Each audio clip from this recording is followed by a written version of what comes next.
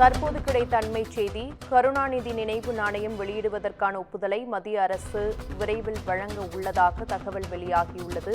இதுகுறித்த கூடுதல் விவரங்களை எமது செய்தியாளர், தலைமை செய்தியாளர் சிவா வழங்க கேட்கலாம். வணக்கம் சிவா, இது குறித்த கூடுதல் விவரம் என்ன? கலைஞருடைய நினைவு நாணயம் வெளியிடுவதற்கு மத்திய அரசு அனுமதி வழங்கியிருப்பதாக தகவல் வெளியாகி இருக்கிறது.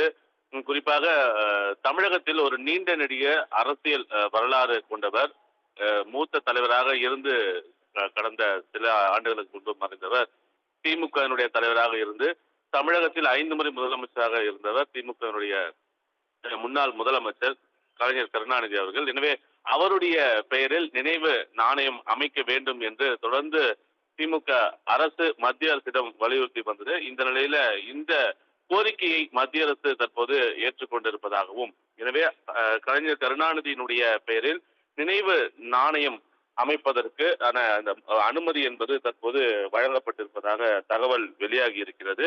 இதற்கான இந்த அறிவிப்பினை விரைவில் மத்திய கெசட்டில் வெளியிடுவதற்கான பணிகளை மத்திய அரசு மேற்கொண்டு வருவதாகவும், அதோடு மட்டுமல்லாமல் இது தொடர்பான ஒரு மாதிரியை ஏற்கனவே தமிழ்நாடு அரசு மத்திய அரசிடம் வழங்கி இருப்பதாகவும் தகவல் என்பது வெளியாகி இருக்கிறது. எனவே கலைஞர் கருணாநிதி பெயர்ல இந்த நினைவு நாணயம் அமைக்கக்கூடிய பட்சத்தில் ஆங்கிலம், இந்தி என்ற இந்த 2 மொழிகளிலும் இந்த நினைவு நாணயம் என்பது அமைக்கப்படும் என்றும், அந்த நினைவு நாணயத்தில் தமிழ் வெல்லும் என்ற ஒரு வாசகம் இடம்பெறுவதற்கான வாய்ப்புகளும், அதற்கான ஒரு மாதிரியை தான் தமிழ்நாடு அரசு மத்திய அரசிடம் வழங்கியிருப்பதாகவும் தற்போதைய தகவல் என்பது வெளியாகி இருக்கிறது. எனவே இதற்கான அறிவிப்பை விரைவில் மத்திய கெசட்டில் வெளியிடுவதற்கான ஒரு பணிகளை மத்திய அரசு மேற்கொண்டு வருவதாகவும் தகவல்கள் வெளியாகி இருக்கின்றன. சுகன்யா,